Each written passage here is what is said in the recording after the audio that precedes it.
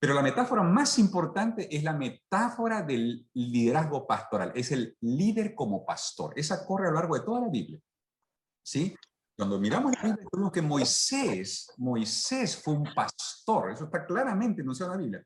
No tenemos tiempo ahora para hacer el estudio detallado de esto, pero Moisés en la Biblia claramente es presentado como un pastor del pueblo de Dios. David es otro pastor importantísimo en el pueblo de Dios. No fueron los únicos. Dios siempre guió a su pueblo a través de pastores. Es más, lo que la Biblia enseña es que Dios es el pastor divino y que el pastor divino, en su soberanía, vino a restaurar el ministerio pastoral también. Y por eso Jesús dijo, yo soy el buen pastor. Claro, el Antiguo Testamento prometía que iba a haber un pastor mesiánico que iba a restaurar también el ministerio pastoral. Jesús vino a restaurar el ministerio pastoral y a establecerlo nuevamente.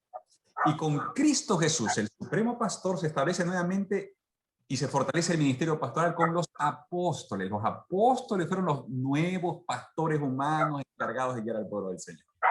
Y dentro de la línea apostólica, hermanos, hay un pastor que cumple un rol muy importante en el Nuevo Testamento, que es el apóstol Pablo. Con Pablo, cuando llegamos a los escritos de Pablo, el concepto de liderazgo pastoral llega a su máximo desarrollo según la Biblia, ¿no es cierto? Y con Pablo sucede algo interesante. Con Pablo el ministerio pastoral se divide en dos. ¿Sí? Se divide en dos. Esto es muy importante, porque así vamos a llegar al modelo adventista. Con Pablo el modelo pastoral se divide en dos. Hay un pastor itinerante encargado de trabajar incesantemente por el avance de la predicación del evangelio. Ese es un liderazgo apostólico. Los apóstoles cumplían un liderazgo pastoral itinerante. Ellos no estaban fijos en un lugar. Pablo era un ejemplo de eso. Él iba a un lugar, establecía las iglesias, y luego que establecía las iglesias, nombraba pastores locales que eran los ancianos u obispos. Eso es muy importante. El modelo pastoral bíblico en su máximo desarrollo tiene un ministerio compartido entre pastores itinerantes que cumplen un rol de avanzada, porque el evangelio tiene que llegar a todo el mundo. ¿Y quiénes tienen que liderar la misión mundial? Los pastores de avanzada, los pastores itinerantes. Ellos viven apasionados por terminar la predicación del evangelio en todo el mundo. Eso es su visión. Para eso están. Para extender el evangelio hasta los últimos rincones del territorio que Dios nos ha. ¿No es cierto? En este caso la misión central. Hay que inundar la misión central con el evangelio. Los pastores itinerantes tienen esa visión, esa misión. Pero mientras ellos van en esa avanzada, los pastores locales nutren, fortalecen y alimentan a la grey local. ¿Quiénes son esos? Los ancianos y apóstoles. El ministerio pastoral adventista se construye, se elabora y se desarrolla sobre este desarrollo del Nuevo Testamento. Por eso el liderazgo pastoral adventista tiene un modelo pastoral con estas dos funciones. Hay un pastor, nosotros le llamamos pastor, que es el pastor principal encargado de un distrito, que en el modelo bíblico vendría a ser el equivalente al apóstol. No es el pastor itinerante, él no está sentado en una sola iglesia. Él no tiene una sola iglesia. Nuestro modelo esencialmente no tiene pastores fijos en una iglesia. Tiene un pastor itinerante. Él se va moviendo de lugar en lugar. Ese es el modelo nuestro. Y el foco de ese modelo es el evangelismo. Él está para extender, para alcanzar los nuevos territorios, para extender las fronteras. Esa es la misión de ese país. Él tiene que estar enfocado en eso. Y mientras él establece esa obra, entonces se nombran ancianos locales, pastores locales, porque son pastores también, para fortalecer, edificar y sostener esa congregación. Y esa congregación luego se encarga de conquistar todo su alrededor. Y así fue como el apóstol Pablo, con este modelo pastoral, evangelizó al mundo en una generación. Y esto es muy importante, hermano, porque esto fue un evento clave en lograr la evangelización mundial en una generación. El modelo pastoral es clave. Queremos cumplir la misión mundial, necesitamos recuperar claramente el modelo bíblico, ¿sí? Que básicamente es nuestro modelo, es el modelo adventista, ¿sí? Pastores y ancianos trabajando juntos, pastores de avanzada con pastores locales. Se acaba de publicar el año pasado, hermano. Este libro se mencionó que pronto iba a estar disponible en español, cuando esté consiga. Este ya está en portugués, ¿sí? El pastor Wellington Barbosa, editor de la revista Ministerio en portugués, él hizo un estudio, una investigación, una tesis, y fruto de esa tesis se publicó este libro, que se llama Las dos caras del ministerio, ¿no? Dos fases del ministerio en portugués, las dos caras del ministerio. Y miren ustedes, en chiquito está el papel del pastor y del anciano en los escritos de Elena G. de White. que básicamente es eso que le estoy diciendo ahora. Esta dupla poderosa, ¿no? Este binomio poderoso entre el pastor itinerante y el pastor local, ¿no? Fijo, el que está allí para sostener, alimentar y guiar en el desarrollo espiritual de la congregación que están haciendo, que es el anciano, el obispo. Entonces, el ministerio pastoral adventista está compuesto por un binomio, un pastor itinerante y un pastor local. ¿Sí? Eso es importante, hermanos, que lo tengamos claro, porque eso es lo que enseña la Biblia y el espíritu de profecía. Eso es lo que enseña la Biblia y el espíritu de profecía. Y por lo tanto, ese es el modelo pastoral adventista. ¿Sí? No siempre hablamos de esto así, pero es importante que lo tengamos claro. Ahora, con ese marco de referencia, vayamos a la palabra de Dios, porque aquí está un pastor itinerante, en este caso Pablo, ¿no es cierto?, le escribe a Timoteo. Pablo tenía un equipo, Pablo tenía un equipo pastoral, ¿no? Y Timoteo era parte de ese equipo, era un equipo pastoral itinerante. Y Timoteo y Tito, ¿no es cierto?, era parte de su equipo, y ellos fueron nombrados para instruir a los pastores locales. Vamos a 1 Timoteo capítulo 3, mis hermanos, así rápidamente.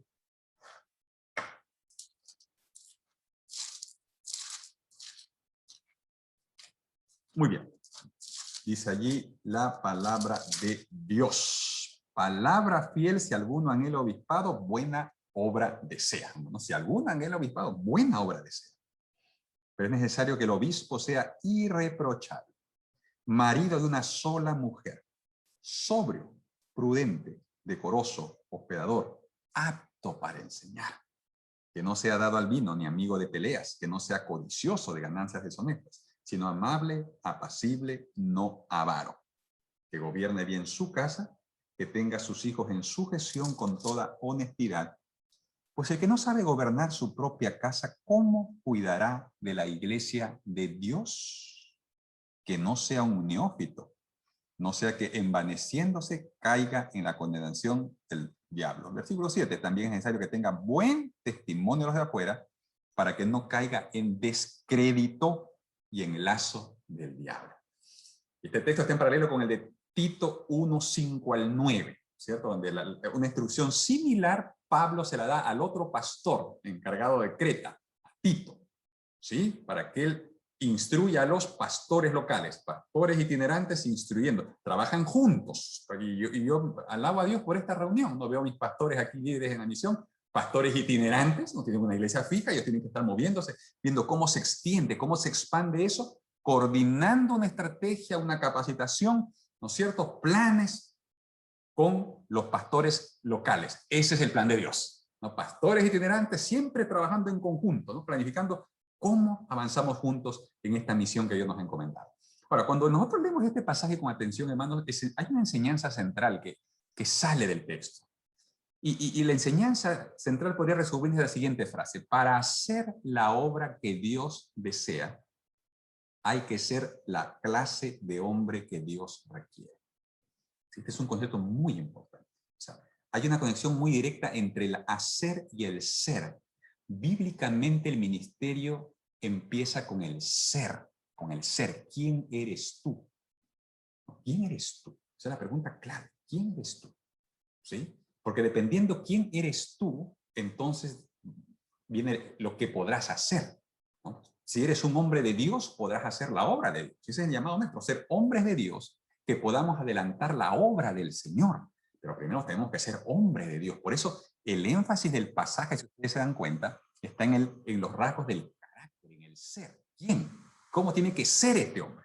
¿Cómo tiene que ser? Porque lo que haga tiene que ver con lo que es. ¿Sí? Ahora, el obispado, dice aquí, es una obra importante. El obispado, buena obra desea. Y miren ustedes, aquí están las características de este líder. Esto es un líder, es el líder de la congregación, por lo tanto no es poca cosa. Es un líder que es colocado como el ejemplo de la congregación. Esto que se requiere aquí es lo que se requiere de todos los cristianos. De todos los cristianos. Todos los cristianos deberíamos vivir así.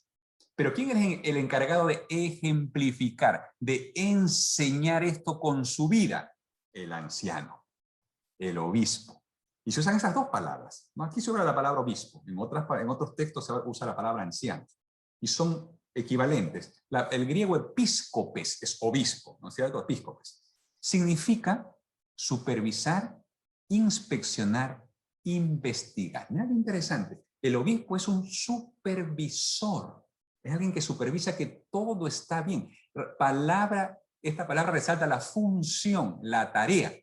¿Sí? La función de este líder, de este pastor local, es supervisar que todo esté marchando bien, ¿cierto? Que todos vivan a la altura de la norma divina. Él es el encargado de eso, de que las cosas se hagan como Dios quiere que se hagan. Él es el pastor humano encargado de asistir al pastor divino en esta labor.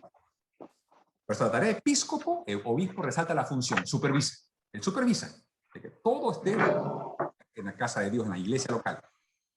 Ahora, la palabra anciano, ¿no es cierto?, que es la palabra presbítero en griego, resalta la edad y la experiencia. Por eso es un neófito, no puede ser alguien inmaduro, nuevo en la fe. No, tiene que ser alguien con la palabra anciano resalta la madurez espiritual de este individuo, ¿no? Anciano, es alguien maduro en la fe. No puede ser cualquiera. Tiene que ser alguien que ya alcanzó una madurez en la fe. Ya tiene algunos años en la iglesia, ¿no es cierto? Conoce, ha ido creciendo, tiene un buen testimonio. La palabra anciano resalta la experiencia. La palabra episcopo resalta la función. O sea, hay una experiencia y una función. ¿Sí? Aquí se menciona en este léxico de Taller, menciona que esta persona es la persona que tiene el deber de vigilar que las cosas hechas por otros estén bien hechas. La función del obispo, ¿no? Supervisar que cada uno en la iglesia cumpla su función. Nadie debería estar ocioso. No, nadie debería estar sin hacer nada. No, en el cuerpo de Cristo, ustedes saben eso, cada miembro debe cumplir una función. Nosotros somos encargados de velar para que cada miembro esté en su puesto del deber, haciendo la obra que Dios ha dado en base a sus dones espirituales. Esa es nuestra función, velar que cada miembro encuentre su lugar en el cuerpo de Cristo. Ustedes van a ver, hermano, que esta es una obra muy elevada, muy importante, trascendental. Necesitamos que el Espíritu Santo nos capacite para entenderlo y para hacerlo, ¿no? Porque qué obra tan grande Dios ha colocado en nuestras manos. No es una obra pequeña, es una obra tremendamente importante. Y ojalá que esa sea una de las convicciones que puedas fortalecerse en sus corazones esta mañana, hermanos. No quiero aquí abrumarlos. Lo que quiero es desafiarlos. Quiero desafiarlos a asumir con total conciencia y responsabilidad esta tremenda obra tan importante, tan fundamental, que Dios los ha llamado a cumplir en la iglesia local donde han sido llamados a ser ancianos. Por lo tanto, el obispo es el individuo encargado de cuidar, supervisar, para que las almas alcancen la norma divina en medio de un mundo que nos presiona y nos jala hacia abajo. Es una fuerza de gravedad, ¿no? Todos los mensajes que recibimos a través de los medios hoy, ¿no? Nos desvían del camino, nos desvían de la verdad. El enemigo está intentando engañarnos, confundirnos para que nos salgamos del camino. Aquí está el anciano, el pastor local, para ayudar a que esta gente no se desvíe de la norma divina. No rebaje la norma, tenemos que cuidar la norma. Hay una norma divina. ¿Cuál es la norma? La palabra de Dios. Esta es la norma, hermanos. Estos son los principios que guían nuestra vida. Esta es la palabra que se predica en la iglesia. Esta es la norma que rige nuestra vida. Esta es. Tenemos que ayudar a que la gente viva a la altura de la norma bíblica. No podemos acomodar la norma a la vida de la gente. Y eso es importante. Eso es una tentación permanente. A decir lo políticamente correcto, ¿no? A decir lo que la gente quiere escuchar. Acomodamos la palabra a las normas de vida de la gente. No. Nosotros estamos para ayudar a que la gente acomode su vida a la palabra de Dios. Para eso estamos nosotros. Estamos para ayudar a que la gente viva a la altura de la norma divina. ¿Por qué? Porque un día, hermanos, y yo quiero que leamos este texto de 1 de Pedro 2:25, un día el pastor divino vendrá a pedir cuenta. Dirá: mi querido Pedro, mi querido Lucas, mi querido Carlos, yo te di un rebaño. Yo te di unas ovejas para que las guíes por mi camino, para que vivan a la altura de la norma divina. ¿Cómo está el rebaño que yo te encargué? Yo soy el pastor, yo soy el dueño de estas ovejas. No son tus ovejas, son mis ovejas. Yo te las encomendé, te las encargué por un tiempo y ahora he venido a ver cómo están mis ovejas. ¿Dónde están mis ovejas? ¿Cómo están? ¿Las guiaste por el buen camino? ¿Vivieron a la norma divina? ¿Están preparados para el cielo? Eso es importante que tengamos presente, hermanos. La rendición de cuentas nosotros no la damos a la misión, hermanos. Por favor, no te confundas. ¿Sí? La misión nos ayuda, por supuesto. No se la damos al pastor local, al pastor distrital. Él está para apoyarnos, para acompañarnos, trabajamos juntos. Pero nunca pierdas de vista que tú eres responsable por el rebaño que Dios te ha encargado delante del pastor divino. Vamos a 1 Pedro capítulo 2, así rapidito. Dice la palabra del Señor 2:25, dice la palabra del Señor, vosotros erais como ovejas descarriadas. Lenguaje pastoral. ¿Te das cuenta? Ese lenguaje pastoral está en toda la Biblia, desde el Génesis, desde el Apocalipsis, hay lenguaje pastoral.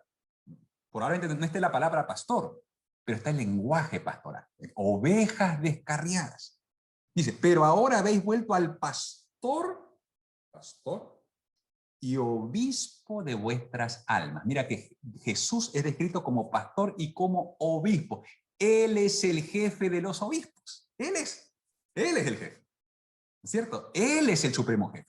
A él le rendimos cuentas. Y si vamos al versículo 12 de ese mismo capítulo, dice el versículo 12, mantened buena vuestra manera de vivir entre los gentiles, para que en lo que murmuran de vosotros como de malhechores, los acusaban de malhechores, falsamente, glorifiquen a Dios en el día de la visitación. Esa palabra visitación tiene la misma base de la palabra episcopo. El episcopado tiene un día de supervisión, hay un día de rendición de cuentas, dice, al considerar vuestras buenas obras. Hay un día de la visitación. El texto de Lucas 19:44 es Jesús yendo, ustedes recuerdan, leímos hace poco en Mateo, Jesús entrando a Jerusalén montado en el pollino. Ese fue el día de la visitación de Jerusalén. Ese día Jesús vino a evaluar a los pastores que eran los fariseos y saduceos, ¿no es cierto?, en el pueblo de Israel. Esos pastores fueron hallados infieles, y por eso Jesús les dijo, esta casa, ustedes han convertido la casa de Dios en cueva de ladrones. Eso han hecho ustedes.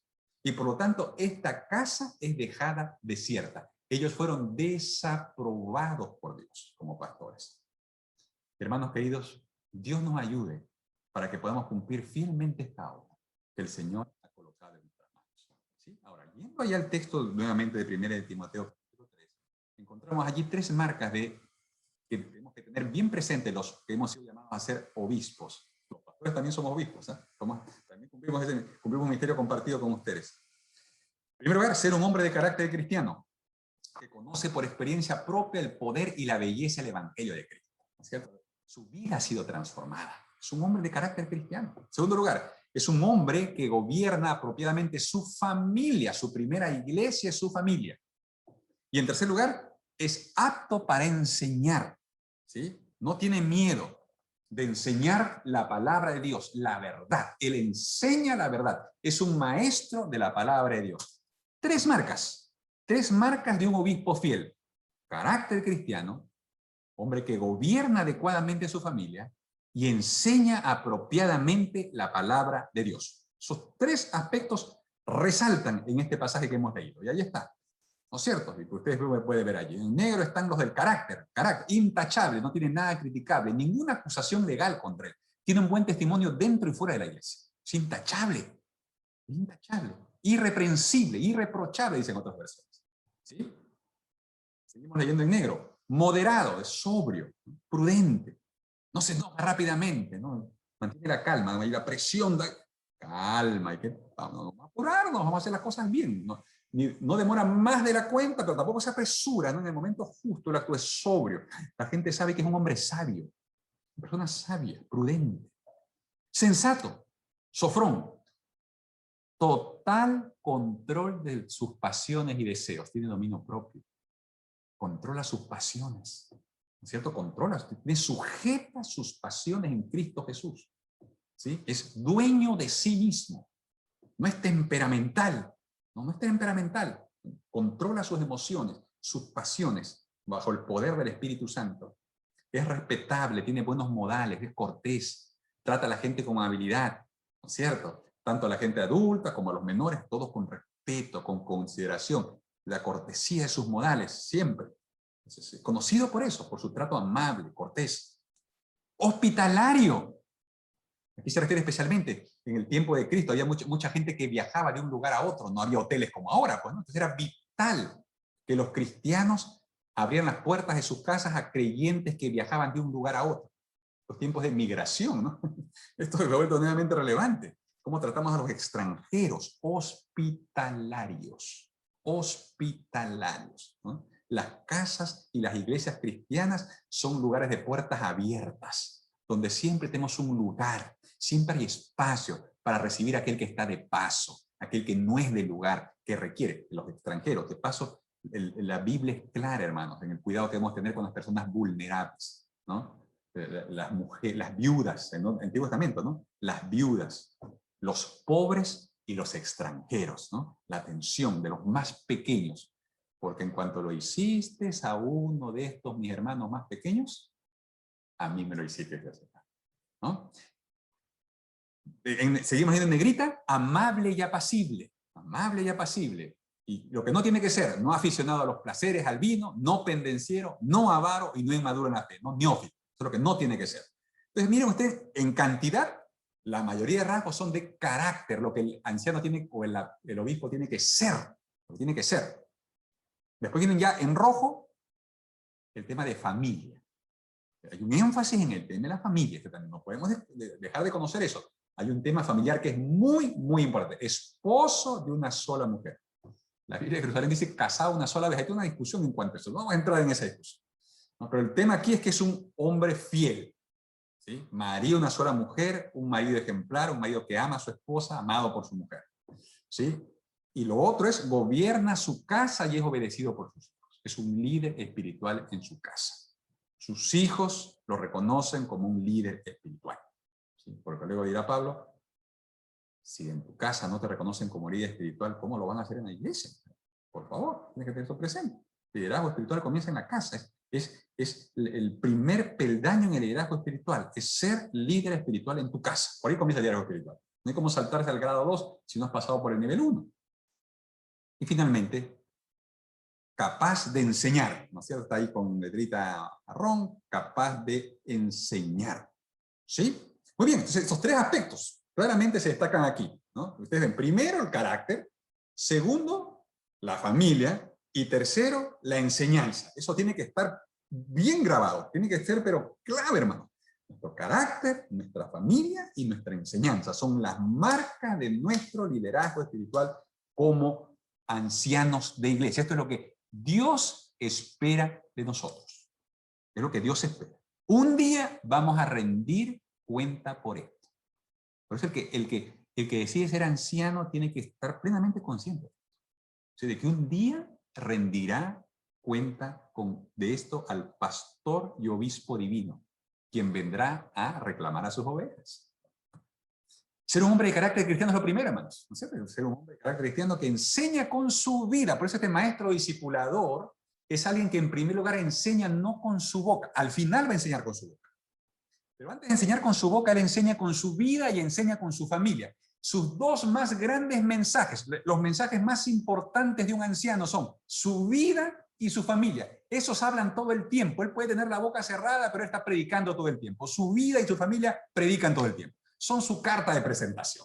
Él anda por la vida con esos testimonios vivos, ¿sí? De la realidad, de que el cristianismo es auténtico en su vida. El dirigente debe ser una persona cuyo interior reina el poder de Cristo y en cuya vida exterior se refleja la belleza de Cristo.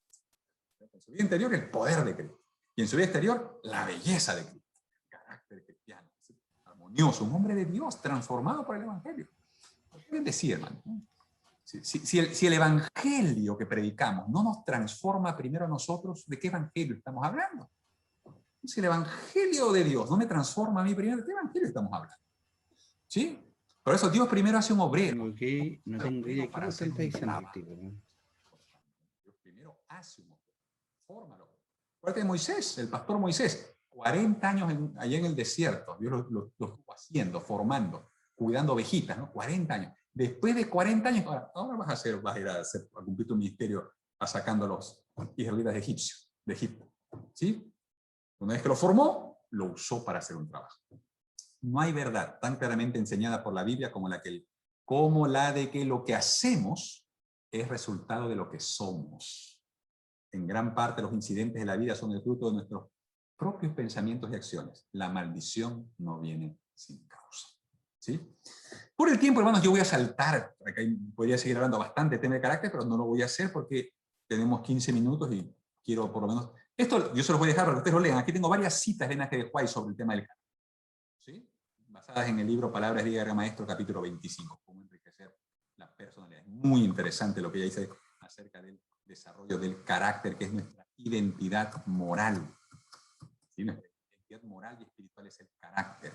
El carácter no se hereda, dice ella, ¿no? Es un carácter noble cabal, se trabaja, hay que construirlo. Sin embargo, Cristo nos ha dado la seguridad de que sea un asunto fácil lograr la perfección del carácter. Un carácter noble cabal no se hereda. No lo recibimos accidentalmente. Un carácter noble se obtiene mediante un esfuerzo individual, realizado por los méritos y la gracia de Cristo.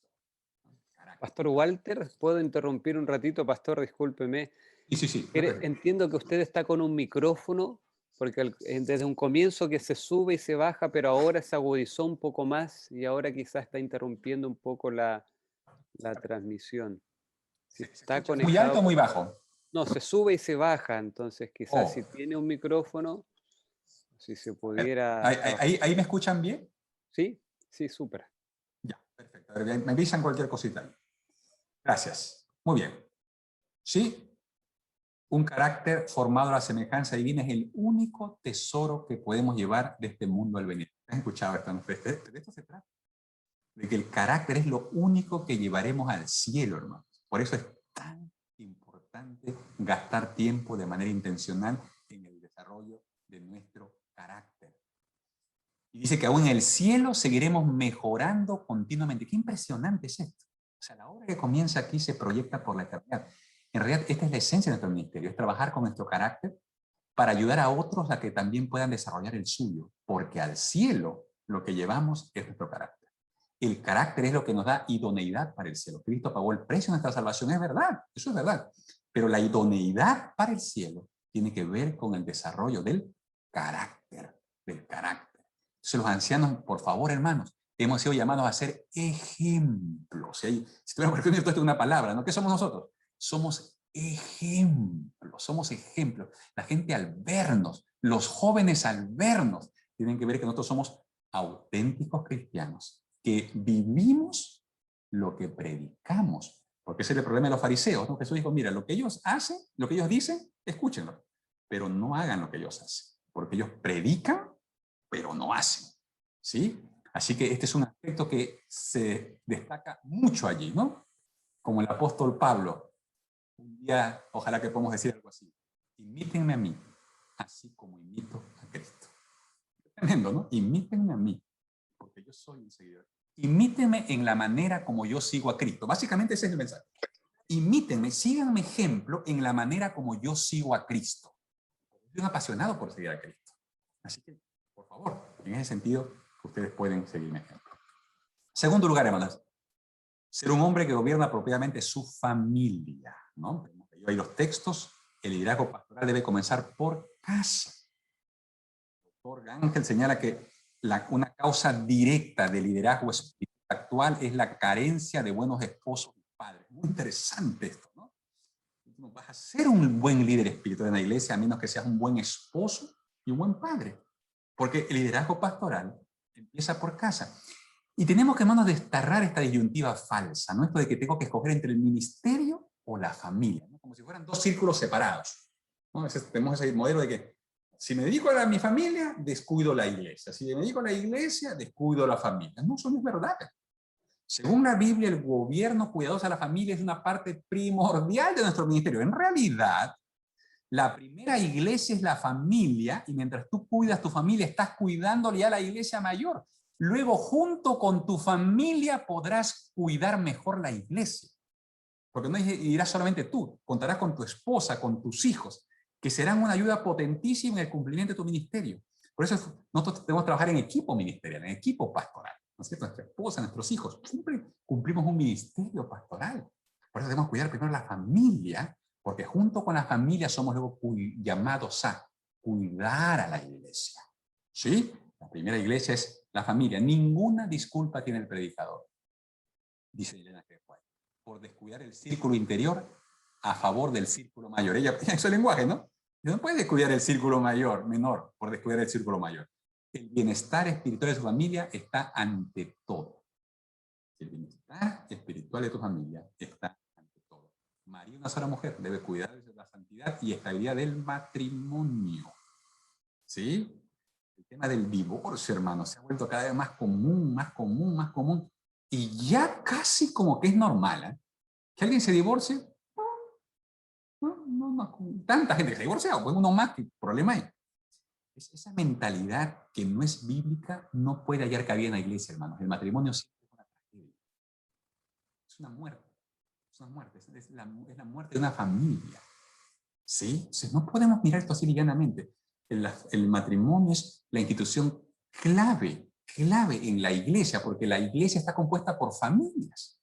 Entonces tenemos que trabajar. Yo sé que esto suena, ya a veces parece demasiado ideal, ¿no? Ya en estos tiempos, esto es imposible. Bueno, para eso estamos nosotros, hermano. Para nunca perder de vista la norma divina. Hay un plan divino y nosotros debemos ser fieles a ese. ¿Sí? No hay lugar para la poligamia ni el divorcio en la iglesia, no debería haber, hermanos.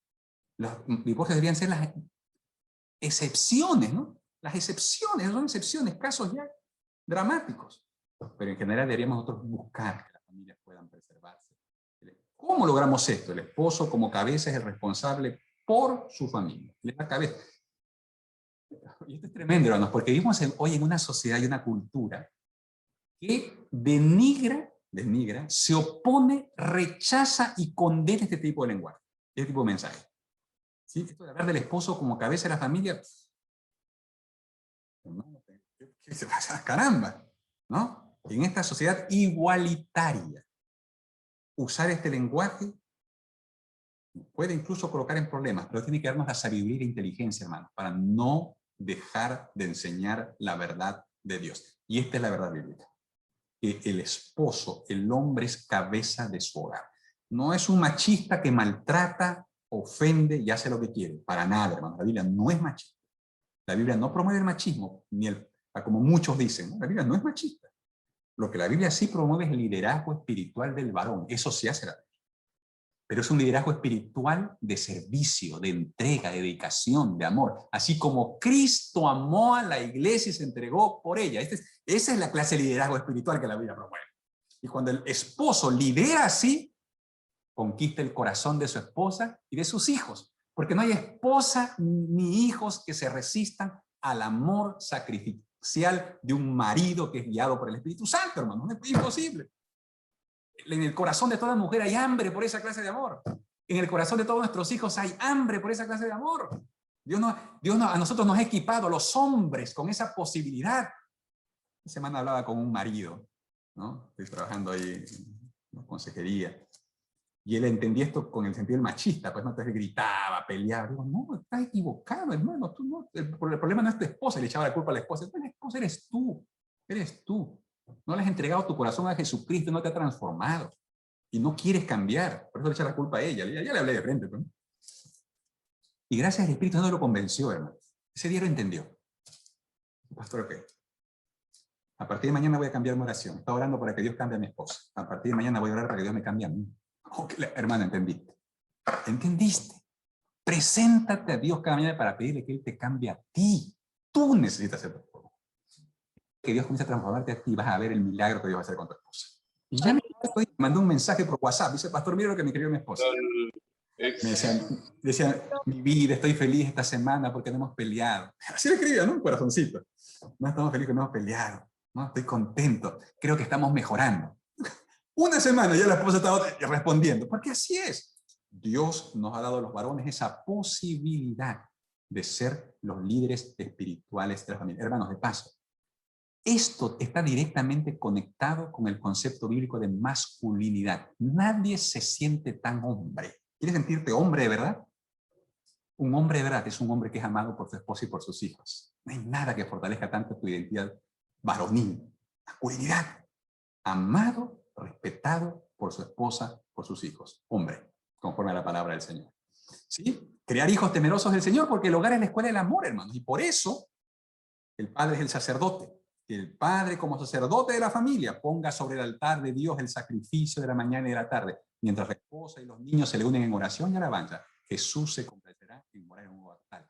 Culto familiar, por favor, hermanos, deber sagrado, grábenselo con fuego. Usted no puede fallar. Este es su ministerio, su primer ministerio es llevar a su familia a la presencia de Dios. Cada mañana y cada noche, cada mañana y cada tarde, cada mañana y cada tarde. Usted presenta a su familia delante del Señor para que Él la santifique, para que Él trabaje poderosamente ella, para que Él dirija. Ahí comienza su ministerio pastoral. Si usted no está haciendo el culto familiar, está renunciando a su ministerio. ¿Sí? Así que, por favor, hermanos, esto es fundamental. Y ahí dejo algunas citas para que ustedes puedan leerlas también, hermanos, y las miren con atención. Quiero ahora, miren lo que dice aquí la sierva de Dios, ¿eh? El que fracasa en ser un pastor fiel y juicioso en su hogar. Y aquí estamos pastores y ancianos. Seguramente fracasará en ser un pastor fiel del rebaño del Señor en la iglesia. Es clarísimo, hermano. O sea, el que no quiere ver es porque no quiere ver. Pero es tremendamente claro la conexión entre el cuidado de mi familia y el cuidado de la iglesia. Lo uno lleva al otro. El fracaso de una cosa me lleva al fracaso de la otra. No podemos tomar esto. Una familia bien ordenada y disciplinada influye más en favor del cristianismo que todos los sermones que se puedan predicar. Qué tremendo, hermanos, qué tremendo. O sea, esto es fundamental. Tenemos que liderar el ministerio de la familia, es claro. A veces nosotros en la iglesia le damos así un rinconcito, ¿no? El ministerio de la familia. ¿Perdón? Perdón. El ministerio de la familia es un elemento central. Central. En la jerarquía de Dios, nosotros tenemos nuestra propia jerarquía humana, ¿no? Este es importante, este es importante, este es importante, dale 10% del presupuesto, 5% del presupuesto. Familia, 1%. Oye, ¿de dónde sacaste esa idea? Perdona, bíblica no es, ni de los testimonios menos. ¿No? Acá está la idea bíblica y de los testimonios. Familia es clave, fundamental. En estos tiempos de pandemia, hermanos, yo tengo la firme convicción que una de las cosas que Dios ha querido enseñarnos es la importancia de la familia. Por eso nos ha confinado en las casas. Anda a tu casa, vuelve a tu casa, cumple tu ministerio en tu casa. Te obligó a estar en tu casa. Ok, cumple tu ministerio en tu casa, porque por ahí comienza todo. Y en último lugar, hermanos, los que nos quedan, apto para enseñar. Y aquí quiero que leamos el texto paralelo, porque en Timoteo 3:2 dice apto para enseñar, y es todo lo que dice, ¿no? Hábil para enseñar, tiene que tener destreza para la enseñanza. Pero el texto paralelo de Tito 1:9 amplía, explica el pasaje. Dice, retenedor de la palabra fiel. Esa palabra retenedor en griego está clavado, está fijado, firme, anclado en la palabra. Aferrado a no hay nada que lo mueve la palabra. No está, pero totalmente anclado, firme, fijo. Está soldado, digamos, ¿no? Está soldado a la palabra de Dios. Es inseparable, nadie lo mueve la palabra. Le preguntan algo y le va a responder con la palabra. Le quieren desviar de alguno. No, dicen, veamos qué dice la palabra. No es importante lo que diga él nombra, pero el psicólogo dice. Pero aquí el especialista, mira, el especialista dirá lo que quiera. El psicólogo puede decir lo que quiera. Pero esta es mi regla de vida, este es mi ministerio, esto es lo que Dios me encargó, es la palabra de Dios que vive y permanece para siempre. Retenedor de la palabra fiel, tal como ha sido enseñada. Tal como la venimos enseñando. Claro que sí, tenemos una comprensión como iglesia. Nadie interpreta solito, acá no, esta es mi nueva luz, yo qué es lo que a mí me parece. Nada que nueva luz, que nosotros tenemos una enseñanza que tiene que ir siendo confirmada por la iglesia. Tengo derecho a estudiar. Descubro algo nuevo, voy, converso con mi pastor. ¿No es cierto? Digo, pastor, ¿qué le parece esto? Mire, nos reunimos aquí, estudiamos juntos. ¿Será que estoy entendiendo bien? ¿Es esto? Puede ser que queremos ir entendiendo cada vez más cosas juntos. Claro que lo podemos hacer. Pero cuidado, hermano, de estas interpretaciones particulares. Tal como ha sido enseñada. Para que también pueda, y aquí vienen dos palabras claves. Una positiva, una negativa. Exhortar, animar con sana enseñanza. Otra vez, mira tú, puede ser enseñanza que enferma en vez de sanar. Tiene que ser una enseñanza que sane, que cure, que restaure. Esa enseñanza anima, motiva, ¿no es cierto? A la gente la levanta en estos tiempos de desesperanza, de preocupación, de estrés, de angustia. Tú llegas con la palabra de Dios viva y la gente es motivada, reanimada, dice, alabados el Señor. En el nombre de Cristo Jesús sí podemos, porque Dios es nuestro amparo, nuestra fortaleza. En tiempos de crisis es cuando más podemos ver la presencia del pueblo de Dios. Alabados a Dios, nosotros no dependemos de los recursos humanos, dependemos de los recursos divinos. Amén. es motivada por la palabra. ¿Sí? La fe es fortalecida. No vemos lo que se ve, vemos lo invisible. Vemos que Dios está con nosotros, que aunque perdamos todo, todavía nos quedan las promesas de Dios. Eso es más que suficiente. Eso es más que suficiente. Animamos con la palabra. Y la otra también es muy importante. Y convencer a los que contradicen. Esta palabra convencer también puede ser traducida como reprender. Y aquí tiene que ver con esto de llamar la atención a los que enseñan cosas inadecuadas o aquellos que rebajan la norma bíblica. Hay que llamar la atención. Es la misma palabra que se usa en Mateo 18:15, cuando Jesús habla, si alguno peca contra ti, ve y habla con él a solas. Ese es el sentido, anda, reprende. Habla con él a solas. Jesús nos dice cómo hay que hacerlo. No en público, a solas. Anda, visítalo. Visítalo. Porque mira que el sentido es de convencer, es repréndelo, pero para convencerlo, no es repréndelo para denigrarlo, humillarlo, no es para eso. Lo que queremos es restaurarlo. Queremos que despierte y se dé cuenta de su error y reconozca y confiese y pueda ser redimido. Por eso hacemos esto, por eso lo encaramos. Como le decía yo esta semana con esta persona, ¿no? En un diálogo a solas, ahora por Zoom. Digo, el problema es tuyo, hermano. No es tuyo, no es tu mujer, eres tú el problema. Tuve que decirlo de frente, ¿no? Porque había al principio pasó a decir, pero no me entendía, hermano. Me sacaba la vuelta por todos lados. Digo, no, vamos aquí a ser directos. No hay problema, pero eso se dijera a solas. Tú eres el problema. Tú tienes que cambiar. No, tú no quieres cambiar, quieres hacer las cosas a tu manera. Y eso no es lo que la Biblia enseña. Lo que la Biblia enseña es que tienes que someterte a Dios y hacer las cosas no como tú quieres, sino como Dios dice. Así hay que hacer las cosas. Y gracias a Dios él entendió a la voz de él. Porque lo interesante es que esas dos palabras, exhortar y convencer, son palabras que se usan acerca de la obra del Espíritu Santo. El Espíritu Santo exhorta y convence. Es decir, somos aliados del Espíritu. El Espíritu Santo nos usa como agentes humanos para hacer la obra de convencimiento que el Espíritu va a hacer. Por eso cuando nosotros decidimos hacer esta clase de obra, que en parte es importante, hermanos. Hoy vivimos en un tiempo donde la palabra tolerancia es tan famosa, ¿no? Tolerancia. Somos tolerantes. Toleramos en el nombre de la tolerancia toleramos todo en la iglesia. Sabemos que por allí hay gente que no guarda el sábado, sabemos que hay gente que está siendo infiel en su matrimonio, sabemos que hay gente que tiene algunos vicios, sabemos, la gente comenta, ¿no? Nadie dice nada porque somos tolerantes. Hermanos, eso no es lo que Dios espera del líder espiritual. El líder espiritual tiene que ir y hablar a solas, dar los pasos bíblicos. Porque a menos que esa persona se arrepienta, se va a perder. Se va a perder. No se va, porque tú no le digas nada, no se va a salvar. Se va a perder. Entonces tenemos que nosotros cumplir, esta es parte de nuestro ministerio, posiblemente la parte más compleja, pero tenemos que cumplirla, porque es parte de nuestra obra. Guiar a las personas al arrepentimiento. Líderes pastorales es un instrumento del Espíritu Santo. Conclusión, hermano. 1 Pedro 5, 2 al 4. Terminamos con este tema. Apacentar la grey de Dios, que está entre vosotros, cuidando de ella, no por fuerza, sino voluntariamente, no por ganancia deshonesta, sino con ánimo pronto.